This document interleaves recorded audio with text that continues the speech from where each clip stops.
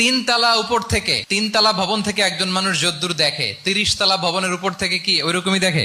Panoramic view দেখে, সে অনেক বড় করে দেখে। আর তিনতলা উপর থেকেই সামান্য কিছু দেখে। রাসূল সাল্লাল্লাহু আলাইহি ওয়াসাল্লাম অনেক দূর দেখতে পাচ্ছিলেন। 1400 সাহাবা গিয়েছিলেন ওমরা করতে, ওরা ওমরা করতে দিবে না, সন্ধি করো। তো কি সন্ধি? বলে যে রাসূলুল্লাহ লেখা যাবে না, রাসূলুল্লাহ কাটো। সাহাবীরা বলে আমরা কাটতে পারবো না। রাসূল সাল্লাল্লাহু আলাইহি ওয়াসাল্লাম বললেন না না, কেটে ফেলো। কাটা হলো। এই বছর ওমরা করতে পারবো না, সাহাবারা বলে আমরা মানি না। রাসূল সাল্লাল্লাহু আলাইহি ওয়াসাল্লাম বললেন এটাও মেনে নাও। আগামী বছর আসবা ওমরা করতে, থাকতে পারবা মাত্র 3 দিন। সাহাবীরা বলে অসম্ভব, এটা আমাদের ভূখণ্ড, আমরা যতদিন মনে চায় থাকবো। রাসূল সাল্লাল্লাহু আলাইহি ওয়াসাল্লাম বললেন না না, বাদশাহ না, মেনে নাও।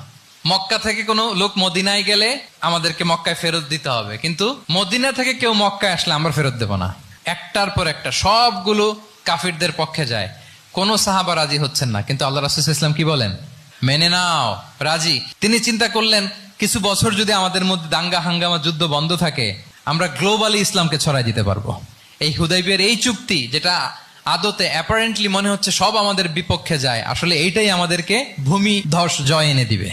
আল্লাহ তাআলা এই পৃথিবীটাকে ফোল্ড করে ছোট রেপ্লিকা বানিয়ে আমার সামনে তুলে ধরেছেন। আমি পৃথিবীর প্রাচ্য পাশ্চাত্য সবটুকুন দেখেছি, আর আমি যদ্দূর দেখেছি ঠিক তদ্দূর জায়গায় আল্লাহ তাআলা লা ইলাহার বাণী পৌঁছে দিবে। এমন কোন কাঁচা ঘর, পাকা ঘর, কোন জঙ্গল, কোন পাহাড়, এমন কোন জনপদ থাকবে না যেখানে ইসলামের বাণী পৌঁছবে না।